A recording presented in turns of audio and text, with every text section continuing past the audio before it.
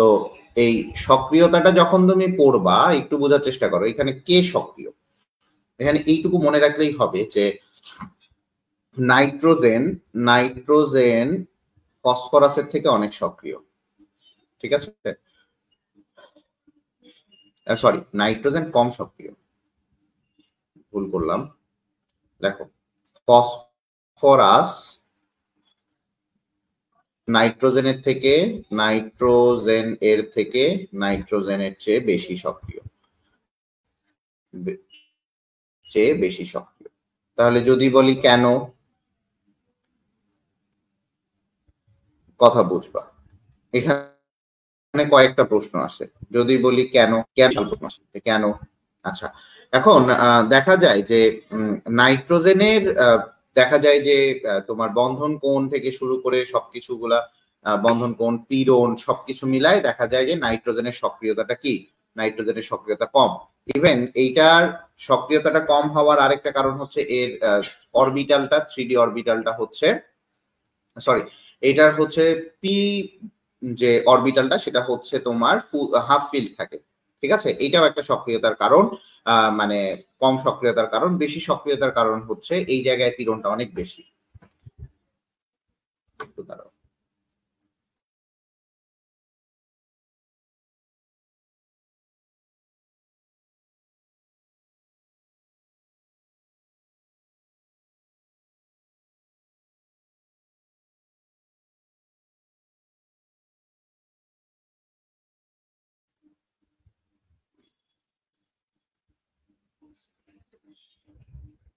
আচ্ছা, এখন দেখো এই জায়গাটাতে আমার কথা হচ্ছে নাইট্রোজেন কম সক্রিয় ফসফরাসের থেকে। যদি বলি কেন, কারণ দেখো এই জায়গায় দুইটা কারণ দেখতে পাবা সক্রিয়তা কারণ। ফসফরাস অধিক সক্রিয় কারণ দেখা যায় যে এটি সাধারণ তাপমাত্রায় মানে অক্সিজেনের সাথে খুব সহজে তোমার হচ্ছে বিকিরণ মানে রিয়াকশন করতে পারে। এখন দেখো এখানে ফসফরাস অক্সিজেন আর ফসফরাস এদের যে বন্ধন যে এনার্জিটা বা বন্ধন শক্তিটা, সেটা দেখা যায় যে মানে এদের বন্ধন শক্তির পার্থক্য, ঠিক আছে, অনেক কম থাকে। একটু বোঝার চেষ্টা করো, এই জায়গায় দুইটা জিনিস একটু বুঝতে হবে যে নাইট্রোজেনের সক্রিয়তা কম হলেও ফসফরাসের সক্রিয়তা অনেক বেশি, সেটা আমি অলরেডি তোমাকে বলে দিয়েছি, ঠিক আছে? এটি সাধারণ তাপমাত্রায় দেখা যায় যে এরা অক্সিজেনের সাথে স্বতঃস্ফূর্তভাবে বিক্রিয়া করে, স্বতঃস্ফূর্তভাবে জ্বলে। এইটা দেখা যায় কি করে, এই অক্সিজেনের সাথে, একটু বোঝার চেষ্টা করো, এই জিনিসগুলো খুব ইম্পর্টেন্ট। এই অক্সিজেন এর সাথে স্বতঃস্ফূর্তভাবে রিয়াকশন করে, স্বতঃস্ফূর্তভাবে রিয়াকশন করবে। এই জন্য স্বতঃস্ফূর্তভাবে যখন রিয়াকশন করে, ভালো করে বোঝার চেষ্টা করো, স্বতঃস্ফূর্তভাবে রিয়াকশন করে, এই জন্য এই ফসফরাসকে বলা হয় শত আলো বিকিরণকারী। আবারও বলি, শত আলো বিকিরণকারী। এখন বুঝবা কিছু কিছু জিনিসগুলা আসবে। এই ফসফরাসটাই এই জোনাকি পোকার পিছনে যেটা থাকে, জোনাকি পোকা জ্বলে না, এই জোনাকি পোকা জ্বলে যখন, জোনাকি পোকায় দেখা যায় যে এই জোনাকি পোকায় তোমার এই ফসফরাসটা ইয়ে করে। কথা বুঝতে পারছো? জোনাকি পোকায় ফসফরাসটা কি করে, জোনাকি পোকায় ফসফরাসটাই জ্বলে। আমার কথা বুঝতে পারছো? তাহলে যদি বলে ফসফরাসটা কোথায় জ্বলে, জোনাকি পোকায়, ঠিক আছে?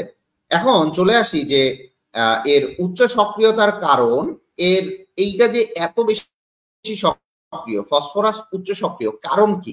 দেখা যায় এই যে পি ফসফরাস অক্সিজেন যে বন্ড এনার্জি, একটু বুঝবা, ফসফরাস অক্সিজেন বন্ড এনার্জি আর ফসফরাস বন্ড এনার্জি, এটা দেখা যায় এই যে ফসফরাস বন্ড এনার্জি দেখা যায় যে অনেক কম, ঠিক আছে? এই ফসফরাস বন্ড এনার্জি অনেক কম। যে ভাই এত তাড়াতাড়ি রিয়াকশন কেন করে? এই ফসফরাস বন্ড এনার্জি কম। যদি বন্ড এনার্জি কম হয় তাহলে এটা অনেক কম স্থিতিশীল,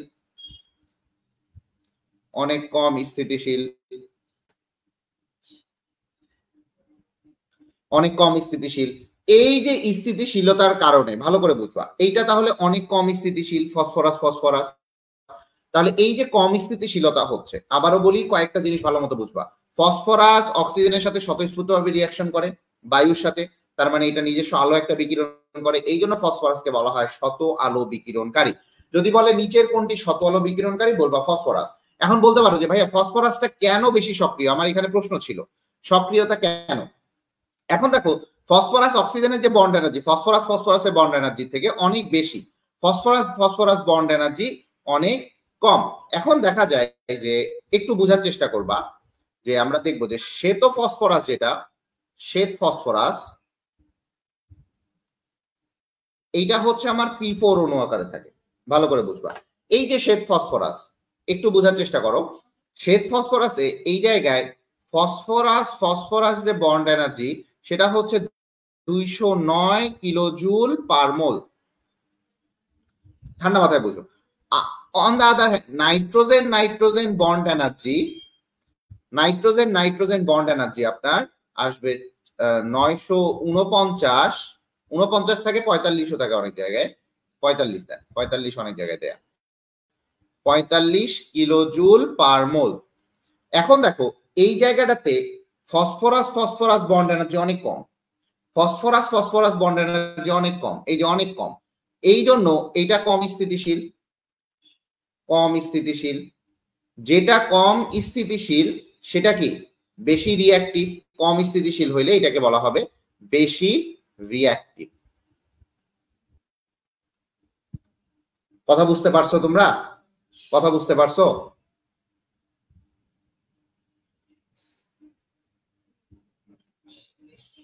কথা কি বোঝা গেছে? এখন চলে আসছি বন্ড এনার্জি গেল, এখন আসি বন্ড অ্যাঙ্গেল দিয়ে ব্যাখ্যা করব। আচ্ছা ঠান্ডা মাথায় বুঝবা, কারণ এগুলা যদি না বুঝো তাহলে তুমি কিন্তু ঝামেলায় পড়ে যাবা, একদম ঠান্ডা মাথায় বুঝবা। এখন দেখেন, এই আমি কি মাস্টার ভাইয়া বলবি? আচ্ছা বন্ড অ্যাঙ্গেল যখন দেখবা, দেখবা যে নাইট্রোজেন নাইট্রোজেন বন্ড অ্যাঙ্গেল কত, 180 ডিগ্রি, 180 ডিগ্রি কিনা। তাহলে দেখা যায় ফসফরাস P4 এ বন্ড অ্যাঙ্গেল আসে 60 ডিগ্রি। যখন দেখবি বন্ড অ্যাঙ্গেল কম, ভালো করে বুঝবি, bond angle is proportional to 1 by পীড়ন by stress, তোমরা পীড়ন মনে হয় পড়তো, bond angle is equal to 1 by পীড়ন। তাহলে বন্ড অ্যাঙ্গেল যখন কম হবে, ঠান্ডা মাথায় বুঝো, বন্ড অ্যাঙ্গেল যখন কম হবে পীড়ন তখন বেশি হবে। কয়েকটা জিনিস দিয়ে ব্যাখ্যা করবা, বন্ড অ্যাঙ্গেল যখন বেশি হবে পীড়ন তখন বেশি হবে, পীড়ন যখন বেশি হবে, পীড়ন তখন বেশি হবে, তাহলে বোঝার চেষ্টা করো বন্ড অ্যাঙ্গেল কম পীড়ন বেশি। তাহলে পীড়ন যদি বেশি হয় সেই ক্ষেত্রে একটু বোঝার চেষ্টা করো, পীড়ন যদি বেশি হয় সেখানে কম স্থিতিশীল হবে।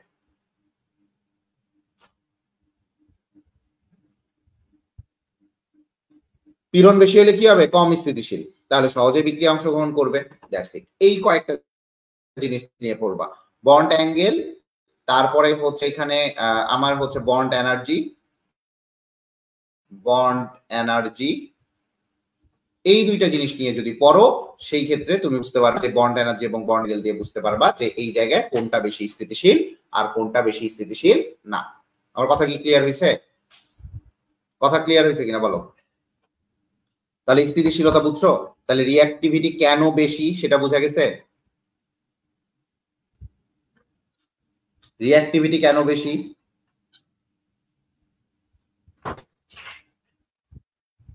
Okay, good, very good. Then let's talk about the reactions. চলে আসুন।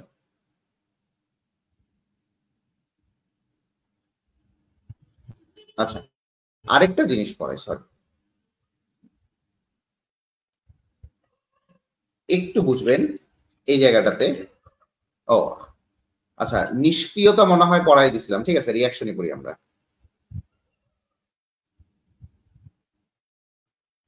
আচ্ছা নিষ্ক্রিয় গ্যাসের পর সব থেকে বেশি নিষ্ক্রিয় মৌল যে নাইট্রোজেন, এটা পড়াইছিলাম না? নিষ্ক্রিয় গ্যাসের পর সব থেকে বেশি নিষ্ক্রিয় নাইট্রোজেন। চলে আসেন রিঅ্যাকশন উইথ হাইড্রোজেন।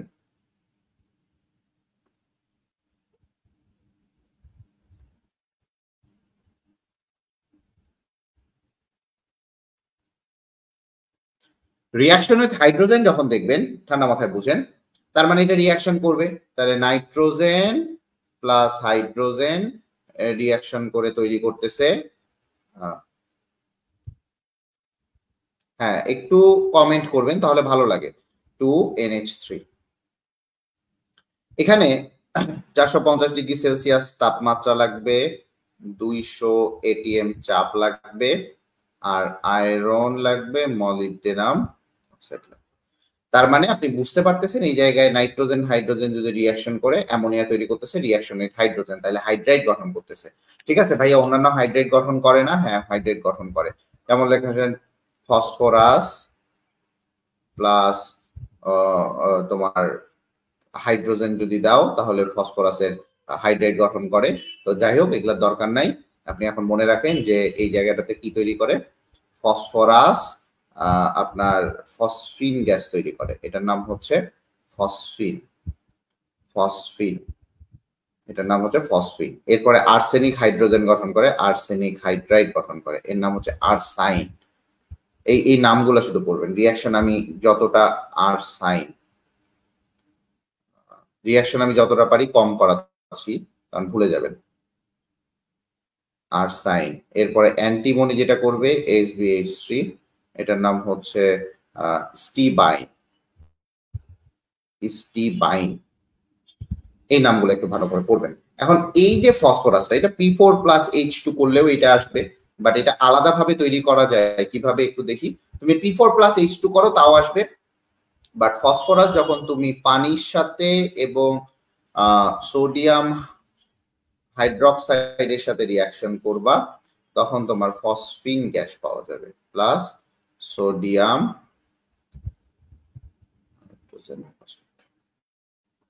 এটার নাম কি কেউ বলতে পারবেন? এটার নাম কি কেউ বলতে পারবেন?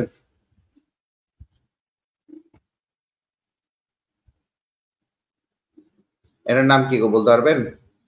এটার নাম সোডিয়াম হাইপোফসফাইড, এটার নাম সোডিয়াম হাইপোফসফাইড।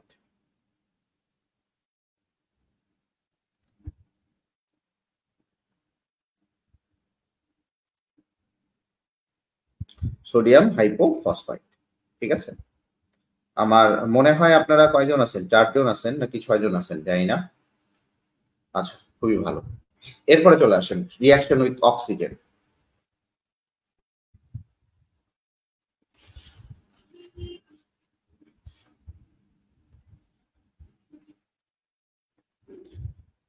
চলে আসেন এখানে নাইট্রোজেন প্লাস অক্সিজেন যদি আপনি রিয়াকশন করেন এই জায়গায় আপনাকে দিতে হবে 3000°C তাপমাত্রা, কারণ এইটার রিঅ্যাক্টিভিটি কম, অনেক উচ্চ তাপমাত্রায় রিয়াকশন করে, এটুকু তো আপনাকে বলছি। দেন এখানে নাইট্রোজেন মনোঅক্সাইড তৈরি করবে, ঠিক আছে, এটা তৈরি করবেন। আবার দেখা যায় যে আপনার ফসফরাস যখন অক্সিজেনের সাথে P4, যখন আপনি লোহিত ফসফরাস নেবেন, লোহিত, ঠিক আছে, লোহিত ফসফরাস নিবেন, লোহিত ফসফরাস উত্তাপে অক্সিজেনের সাথে যখন সে রিয়াকশন করবে তখন দেখা যায় P2O5 অণু, কারণ এটা কি গরম, লোহিত ফসফরাস। এইগুলা করানো হয়েছে সিরিয়াসলি?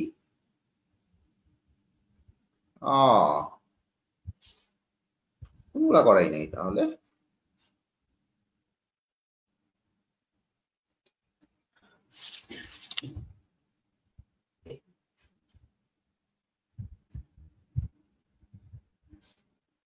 আচ্ছা শেষ করি, এই দুইটা লিখলাম, আরেকটু লিখে দেই। যেটা আমার শ্বেত ফসফরাস যেটা ছিল P4, সেটা হচ্ছে শ্বেত ফসফরাস, সে অক্সিজেনের সাথে রিয়াকশন করে দেখা যায় P2O3 গঠন করতেছে, ঠিক আছে। আচ্ছা এরপরে চলে আসে নাইট্রোজেনের অক্সাইড। আমরা বলছিলাম যে নাইট্রোজেনের অক্সাইড কিছু কিছু থাকে যেগুলা প্রশম অক্সাইড, কোনগুলো অম্লধর্মী অক্সাইড, কোনগুলো বর্ণহীন গ্যাস, এই জিনিসগুলো একটু দেখবো আমরা। আমি কি যে পড়াইছি আমি ঠিক বুঝতে পারতেছি না। চলে আসেন বিভিন্ন ধরনের নাইট্রোজেন যৌগ।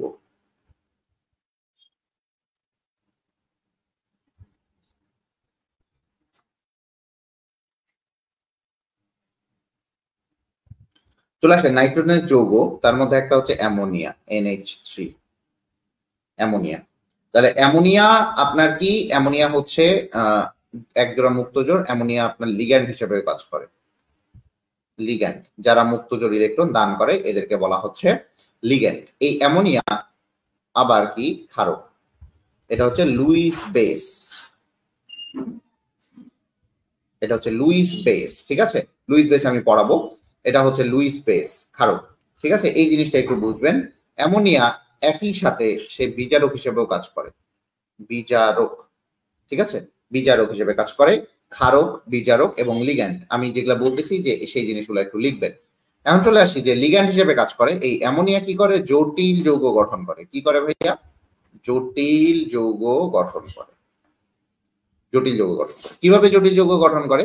এখন মনে করো টেট্রা অ্যামিন, যখন এটা লিগ্যান্ড আকারে থাকে তখন এটাকে বলবো আমরা অ্যামিন, অ্যামিন, অ্যামিন বা ময় শিকারও লেখে অনেকেই। তো এখন দেখো এটা যখন লিগ্যান্ড আকারে কাজ করে, একটা সেন্ট্রাল মেটাল থাকবে, সেন্ট্রাল মেটালে 4টা অ্যামোনিয়া 4 দিক থেকে ইলেকট্রন দিবে। আবারও বলি 4টা অ্যামোনিয়া 4 দিক থেকে ইলেকট্রন দিবে। তার মানে এখানে কি NH3 হবে, এখানে এখানে আসবে আপনার NH3, এখানে আসবে আপনার NH3, এখানে আসবে আপনার NH3। তাহলে দেখেন এই জায়গা থেকে 4 দিক থেকে 4টা, আবারও বলি 4 দিক থেকে 4টা অ্যামোনিয়া কপারকে কি দিচ্ছে, ইলেকট্রন দিচ্ছে। এ লোন পেয়ার ইলেকট্রন দিবে, এ লোন পেয়ার ইলেকট্রন দিবে, এ লোন পেয়ার ইলেকট্রন দিবে, এ লোন পেয়ার ইলেকট্রন দিবে। তাহলে 4 দিক থেকে 4টা লোন পেয়ার ইলেকট্রন দিবে। তাহলে এ হচ্ছে আমার দাতা পরমাণু, লিগ্যান্ড গুলা হয় হচ্ছে আমার দাতা পরমাণু, আর এইখানে যে সেন্ট্রাল মেটালটা হয় এটা হচ্ছে গ্রহীতা পরমাণু। ভাইয়া সেন্ট্রাল মেটাল কি? এটাকে বলা হয় আমার সেন্ট্রাল মেটাল। আপনাকে অনেকে বলবে যেটা মাঝখানে থাকে সেটা সেন্ট্রাল মেটাল, এটা আপনার মনের কথা। সেন্ট্রাল মেটাল হচ্ছে যারা পরিবর্তনশীল যোজনী দেখায়, যারা পরিবর্তনশীল যোজনী দেখায়, পরিবর্তনশীল যোজনী দেখায়। আচ্ছা, আরেকটা কি ভাইয়া? সেন্ট্রাল মেটাল সাধারণত পি অথবা ডি ব্লক মৌল হবে, পি অথবা ডি ব্লক মৌল। এই ইভা কি ক্লাস করতেছো? ইভা খুব বদমাইশ হয়ে গেছো, ক্লাস করো না। একটা পরীক্ষা ভালো দিয়ে হয়ে গেল, তাহলে বোঝার চেষ্টা করবা এটা পরিবর্তনশীল যোজনী দেখায়। এরপরে চলে আসি নাইট্রোজেনের অক্সাইড, নাইট্রোজেন এর অক্সাইড। এখন বুঝে রাখো, পরে হচ্ছে তুলে নিও, সময় তো থাকে। নাইট্রোজেনের অক্সাইড একটু বুঝবা। তাহলে নাইট্রোজেনের অক্সাইড, এখন দেখা যায় যে নাইট্রোজেনের অক্সাইড কি, NO কি, প্রশম অক্সাইড। NO কি, প্রশম অক্সাইড না? নাইট্রোজেনের মনো অক্সাইড, এটা কি প্রশম অক্সাইড না? একটু বলো তো।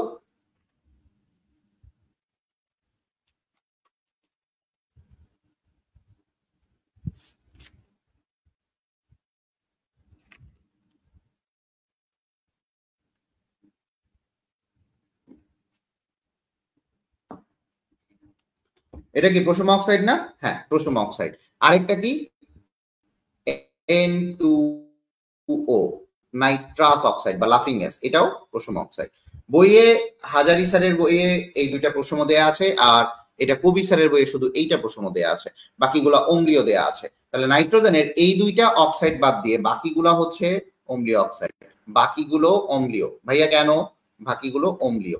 আপনারা জানেন যে বাকিগুলো অম্লীয়। এখন জানেন যে আপনারা একটু বোঝার চেষ্টা করবেন যে আপনার অম্লীয় অক্সাইড খুবই ভালো কথা। এখন কোন অক্সাইড গুলো অম্লীয় হয়? সাধারণত যতগুলা দেখবেন ধাতুর অক্সাইড হয় ক্ষারধর্মী, ধাতুর অক্সাইড হবে হচ্ছে ক্ষারধর্মী, আর অধাতুর অক্সাইড হবে হচ্ছে অম্লধর্মী।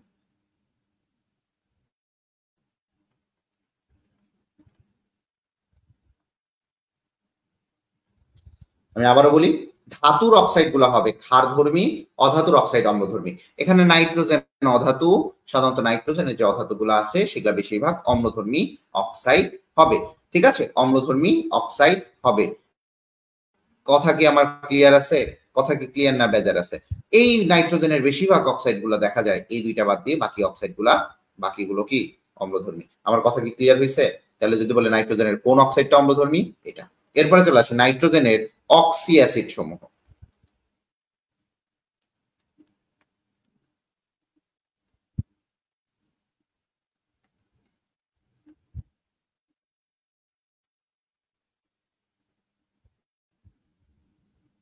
চলে আসে নাইট্রোজেনের অক্সি অ্যাসিড। নাইট্রোজেনের কোন কোন ধরনের অক্সি অ্যাসিড পাওয়া যায়? নাইট্রোজেনের দুইটা অক্সি অ্যাসিড পাওয়া যায়। আমরা এগুলোর নামকরণগুলো শিখবো। এটা দুই ধরনের অক্সি অ্যাসিড পাওয়া যায়। কোনগুলো অক্সি অ্যাসিড? HNO2 একটা oxy acid, HNO3 nitrous acid আর নাইট্রিক অ্যাসিড। নাইট্রাস এবং নাইট্রিক অ্যাসিড এটা হচ্ছে আপনার অক্সি অ্যাসিড। এটা হচ্ছে কি নাইট্রাস। আস আস আস আস মানে আস, আস মানে মনে রাখবা আসমা, আর ইক দিয়ে মনে রাখবা হচ্ছে আইরিক, আইরিক আইরিক ইক আছে। তাহলে এই যে ইক আছে না চারটা ওয়ার্ডে, তার মানে বড়। আস আছে, আস আস হচ্ছে তিনটা ওয়ার্ডের, এই জন্য এটা ছোট। তার মানে এটার নাম হচ্ছে নাইট্রাস অ্যাসিড, নাইট্রাস অ্যাসিড। আর এটা হচ্ছে নাইট্রিক অ্যাসিড।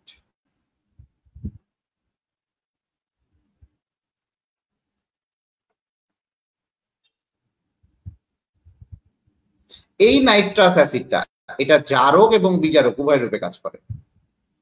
জারক বিজারক উভয় রূপে কাজ করে।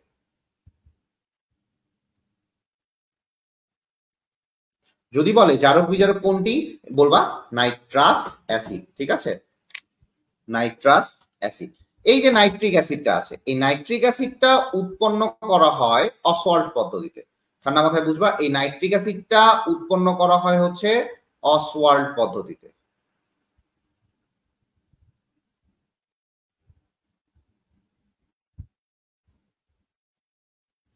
ঠিক আছে, এই নাইট্রিক অ্যাসিডটা অনেক বেশি, এইটা এই অসওয়াল্ট পদ্ধতিতে। আমরা চলে আসি নাইট্রিক অ্যাসিড সম্পর্কে একটু জানবো। HNO3 এটা হচ্ছে অসওয়াল্ট পদ্ধতিতে তৈরি করা হয়।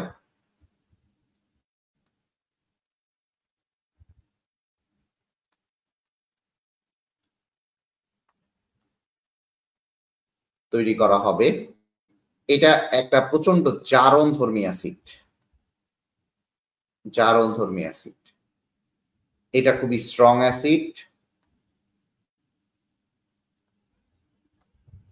ঠিক আছে, এই জিনিসগুলো একটু ভালো মতো পড়বেন যে অসওয়াল্ট পদ্ধতিতে। এখন চলে আসি যে অসওয়াল্ট পদ্ধতিতে কিভাবে তৈরি করা হয়। অসওয়াল্ট পদ্ধতি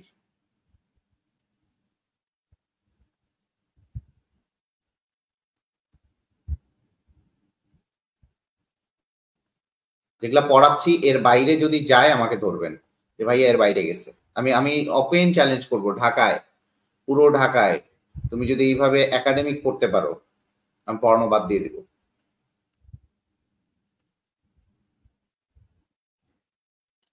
এটা আমার ওপেন চ্যালেঞ্জ থাকবে ইনশাল্লাহ।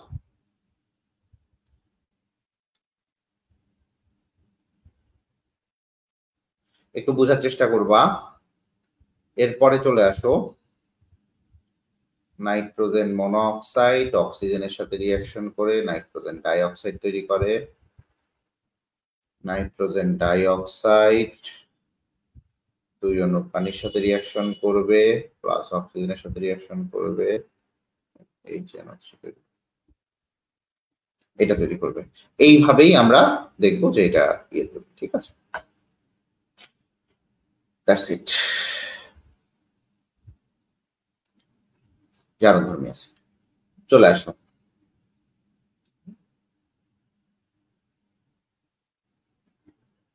সবাই চলে গেলে কিভাবে হয়?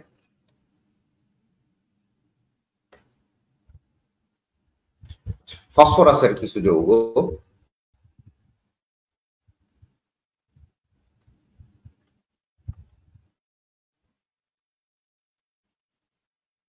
ফসফরাসের কিছু যৌগের দিকে আসি আমরা। বোঝার চেষ্টা করেন, ফসফিন নামের যে গ্যাসটা তৈরি হয় সেটা আমি অলরেডি আপনাকে দেখাইছি। আপনার PH3 একটা যৌগ আছে, আপনার H3PO4 একটা যৌগ আছে। H3PO4 এর নাম কি বলেন তো? H3PO4 এটা হচ্ছে ফসফোরিক অ্যাসিড। এটাও একটা হচ্ছে জারণধর্মী অ্যাসিড।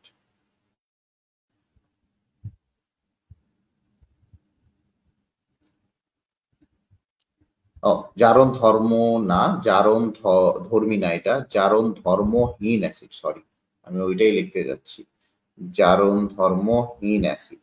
যদি বলে যে কোন অ্যাসিডটা জারণ ধর্মহীন, most important part of this lecture, কোন অ্যাসিডটা জারণ ধর্মহীন সেটা বলবেন কি বলেন দেখি? ফসফোরিক অ্যাসিড, ফসফোরিক অ্যাসিড, ঠিক আছে। জারণ ধর্মহীন, এর কোনো জারণ ধর্ম নেই। আর জারণ ধর্মী অ্যাসিড যেটা শক্তিশালী বা জারণ ধর্মী অ্যাসিড সেটা হচ্ছে কি আমার নাইট্রিক অ্যাসিড, ঠিক আছে। আচ্ছা, এর এইটা হচ্ছে এক ধরনের যেটা হচ্ছে অক্সি অ্যাসিড যে বলে, এটা হচ্ছে অক্সি অ্যাসিড,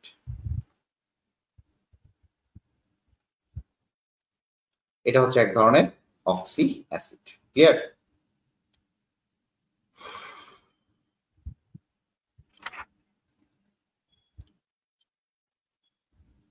তো খুবই ভালো কথা, আমরা আজকে পড়বো হচ্ছে গ্রুপ 16, আমরা গ্রুপ 15 শেষ, গ্রুপ 16 আমরা চলে যাব।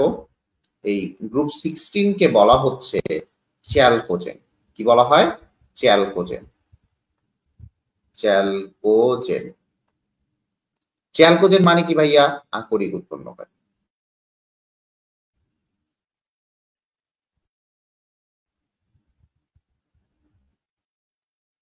আচ্ছা, অক্সি অ্যাসিড কি এটা আমরা আসবো, হ্যাঁ, এটা এটা হচ্ছে নামকরণ পড়াবো যখন, তখন অক্সি অ্যাসিডটা আমি পড়াই দেব, যে কোনটা অক্সি অ্যাসিড কোনটা কি এগুলো আমি পড়াই দিব, ঠিক আছে।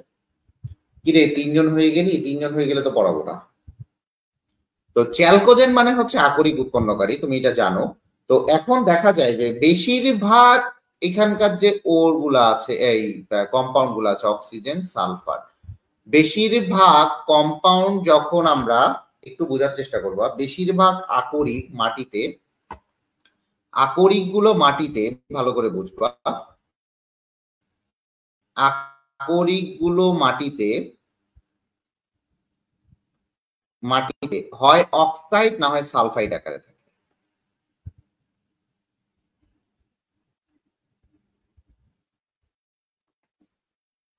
তাহলে কি বললাম? আকরিক গুলো মাটিতে থাকে হয় অক্সাইড না হয় সালফাইড আকারে। যে কোনো আকরিক, যে কোনো আকরিক দেখবা হয় অক্সাইড না হয় সালফাইড আকারে আছে। তো দেখা যায় এই জন্য বলা হয় যে এদের তোমার হচ্ছে এদেরকে কি বলা হয়?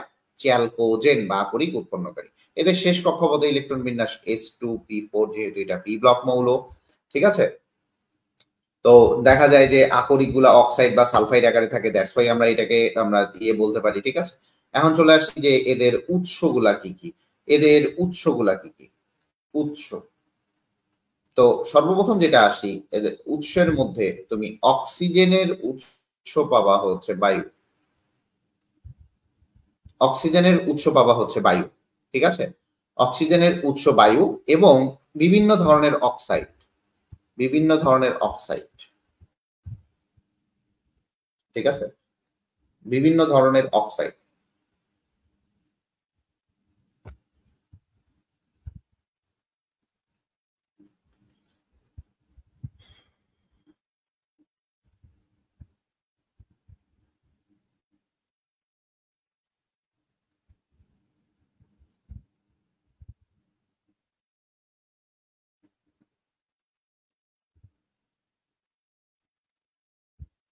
আচ্ছা, এ যেহেতু বললো ভাই অক্সি অ্যাসিড কি, এটা একটু পড়াই দেই। অক্সাইড যেহেতু আসে খুবই ভালো কথা, এখানে একটু দেখবেন যে অক্সি অ্যাসিডটা পড়াই দিই, অক্সি অ্যাসিডটা এটা আমি পড়াই দিই। দেখেন এইখানে ভালো করে বুঝবেন যে অক্সি অ্যাসিড তারাই যারা হাইড্রোজেন, যারা অক্সিজেন কন্টেইন করবে, কন্টেইন করবে। যদি ব্রিফলি বলি, অক্সিজেন, হাইড্রোজেন এবং অন্য একটা কম্পাউন্ড, ভালো করে বুঝেন, জান্নাতুল বুশরা একটু ভালো করে দেখবেন, অন্য একটা কম্পাউন্ড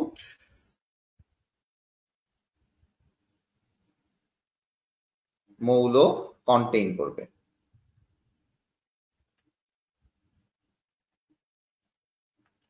ঠিক আছে।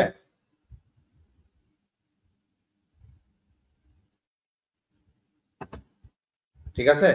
এখন এইখানে একটু মনে রাখবেন, এরা দেখা যায় জলীয় দ্রবণে, মানে এখানে এরা জলীয় দ্রবণ না বলে একটু বুঝাই আমি আপনাদেরকে, এরা অক্সিজেনের সাথে মাস্ট অক্সিজেন হাইড্রোজেন বন্ড থাকবে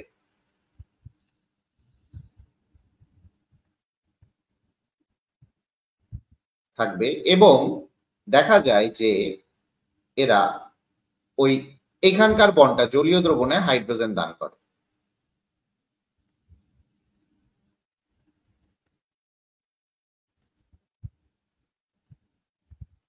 এটা একটু ভালো মতো বলবেন, হোয়াট ইজ অক্সি অ্যাসিড? এই অক্সি অ্যাসিড এটা, এই বুঝতে পারছো? আমার আবার খুঁতখুঁতে লাগে, কারণ এটা পরে পড়াইতে দিয়েছিলাম। দেখো, অক্সাইড আকারে থাকে, খুবই ভালো কথা, ঠিক আছে। এখন সালফার যেটা পাওয়া যায়, সালফারের যে ওর গুলা, দেখা যায় যে সালফারের বিভিন্ন ধরনের ওর থাকে, যেমন হচ্ছে জিঙ্ক সালফাইড, এটার নাম হচ্ছে জিঙ্ক ব্লেড। এটা যেটা কমন নাম সেটাকে বলবো আমরা জিঙ্ক ব্লেড বা ব্লেন্ডও বলে অনেকে। এরপরে চলে আসি মার্কারি সালফাইড, এটার নাম হচ্ছে সিনাবার। দেখো, মার্কারি সালফাইডের নাম কি? সিনাবার। এগুলা হচ্ছে আমাদের কমন নেম। এরপরে হচ্ছে AS2S3, এর নাম হচ্ছে অরপিমেন্ট।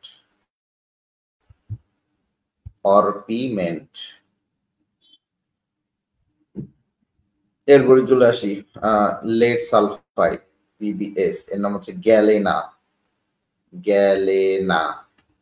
এরপরে চলে আসি হচ্ছে তোমার হচ্ছে কপার পাইরাইডস, CuFS2, এর নাম হচ্ছে কপার পাইরাইডস, কপার পিরাইড বা পিরাইড। এই জিনিসগুলো পড়বেন, এটা হচ্ছে সালফারের উৎস, ঠিক আছে। কথা বুঝতে পারছেন? আমি আবারও বলি, এই অধ্যায়টা হচ্ছে সব থেকে গিরিঙ্গি লাগানো অধ্যায়। এই অধ্যায়টা সব থেকে গিরিঙ্গি লাগানো অধ্যায়। এই গিরিঙ্গি লাগানো অধ্যায়টা যেন তোমাদের খুব বেশি দিন মানে ইয়ে করতে না হয়, ঠিক আছে। এখন এই যে খনি থেকে যখন সালফার উৎপন্ন করবা, খনি হতে সালফার উৎপন্ন, এই নতুন মেয়েগুলা বুঝতে পারতেছো? বুঝতে পারো? নতুন ছেলেটা কয়েকটা ভর্তি হয়েছে, কই এগুলা গাধার দলগুলা? খনি হতে সালফার উৎপাদন,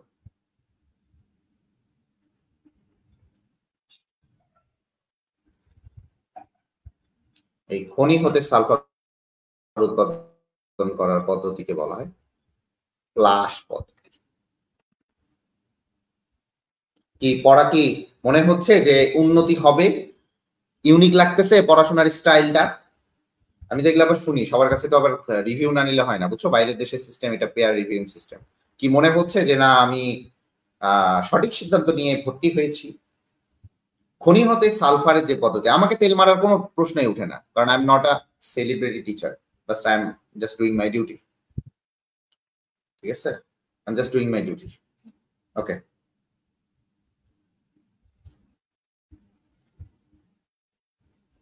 আচ্ছা, এখন এই যে ফ্লাশ পদ্ধতি হোক বা যেটাই হোক, সালফার খনি থেকে সালফার উৎপাদন করা হচ্ছে বা সালফার উত্তোলন করা হয় হচ্ছে, মৌলিক সালফার উৎপাদন করা যায় ফ্লাশ পদ্ধতিতে। তো এখন একটু বোঝার চেষ্টা করো যে সর্বপ্রথম কাজটা কি হয় এদের সালফার উৎপাদনের। ফার্স্ট স্টেপ যেটা সেটা হচ্ছে জিঙ্ক সালফাইড প্লাস অক্সিজেন, সেটা তৈরি করে হচ্ছে zinc oxide plus sulphur dioxide. এটা বের হয়ে চলে যায়, এই যে সালফার ডাইঅক্সাইড বের হয়ে চলে যায়। কথা বুঝতে পারছো? এই যে সালফার ডাইঅক্সাইড, এইটা দিয়েই আমরা সালফিউরিক অ্যাসিড।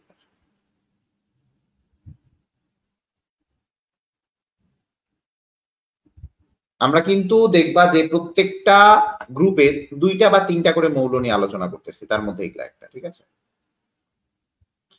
বোর্ডে গেলে পড়ানো যায়, বোর্ড আমি লাগাচ্ছি, বোর্ডে পড়ানো যায়, কিন্তু এত কিছু ইনফরমেশন পাবা না বোর্ডে, অনেক টাইম লাগবে বোর্ডে এত কিছু। এটাই বোর্ডের হচ্ছে ফিল দিব আমি খুব তাড়াতাড়ি, এইটাতেই আমি বোর্ডের ফিল দিব, একটু ওয়েট করো। এখন চলে আসো গঠন, যদি গঠনে চলে আসে,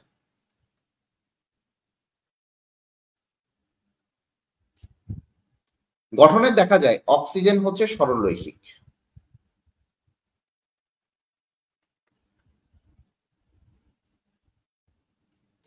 বাট রোম্বিক সালফার এটা কিন্তু সরলরৈখিক এবং সেটাকেই বলা হয় দ্বিপরমাণু।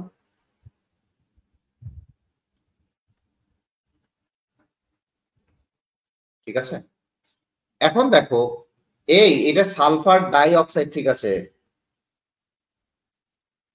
এটা এইখান থেকে সালফিউরিক অ্যাসিড উৎপাদন করা হয় এই সালফার ডাই অক্সাইড থেকে। এটা আবার সালফিউরিক অ্যাসিড লিখিস না গাদার মতো। এখন দেখো যেটা রোম্বিক সালফার, আবারও বলি এটা হচ্ছে রোম্বিক সালফার। সালফার অনেক প্রকারের আছে, যেটা আমরা ইউজ করি সেটা রোম্বিক সালফার। সেটা হচ্ছে S8 আকারে থাকে এবং সেটার আকার হচ্ছে দোলনা আকৃতির। দোলনা আকৃতির কিভাবে দোলনা আকৃতির? এই যে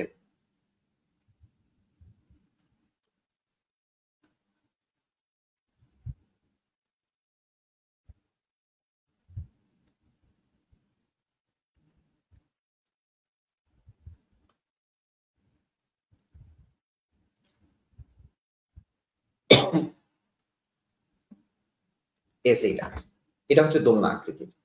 ঠিক আছে, এই যে দোলনা টাইপের, এই যে দোল দোল দোলনি রাঙা মাথায় চিরুনি, এই টাইপের, এই যে দোলনা আকৃতির, ঢেউ আকৃতি। ঠিক আছে, এটা হচ্ছে দোলনা আকৃতির, S8 আকারে থাকে সালফার। রোম্বিক সালফার তাহলে কি আকারে থাকবে দেখবা? S8 আকারে থাকবে। এরপরে চলে আসো বহুরূপতা।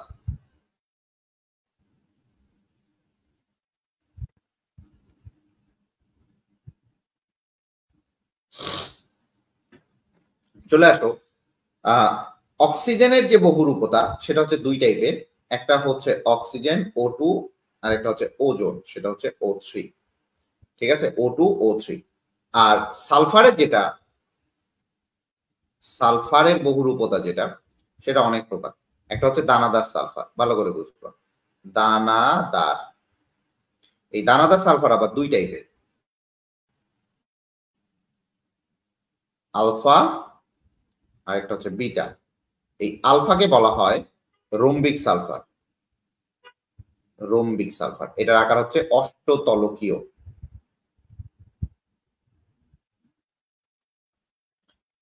বিটা যেটা, ভালো করে বুঝো, বিটা সালফার যেটা সেটা হচ্ছে মনোক্লিনিক। এটার নাম হচ্ছে মনোক্লিনিক। এটার আকার হচ্ছে প্রিজোমেট্রিক। প্রিজোমেট্রিক, এটা হচ্ছে প্রিজোমেট্রিক টাইপের। সালফারের বহুরূপতাটা আমার অনেক ইম্পর্টেন্ট। আবারও বলি, বহুরূপতা তোমাকে অনেকেই পড়াবে না। বহুরূপতাটা ইম্পর্টেন্ট মেডিকেলের জন্য, তো most most most most most important. এরপরে চলে আসি অদানাদার সালফার।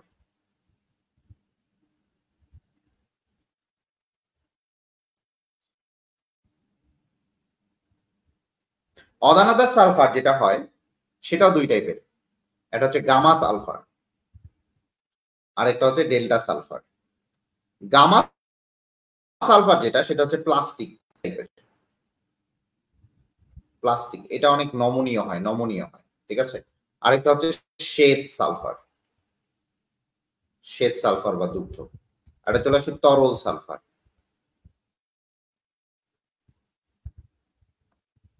তরল সালফার একটা হচ্ছে ল্যামডা সালফার আর আরেকটা হচ্ছে মিউ সালফার। এই দুইটা হচ্ছে তরল সালফার, একটা ল্যামডা আর একটা মিউ। তাহলে যদি বলে তরল সালফার কি, তখন বলবা একটা ল্যামডা একটা মিউ। ঠিক আছে, এখন চলে আসি এগুলার কনভার্সন।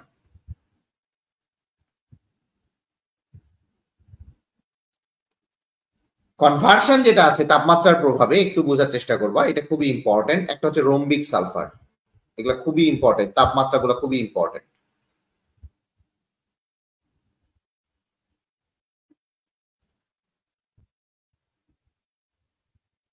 এরপরে হচ্ছে মনোক্লিনিক,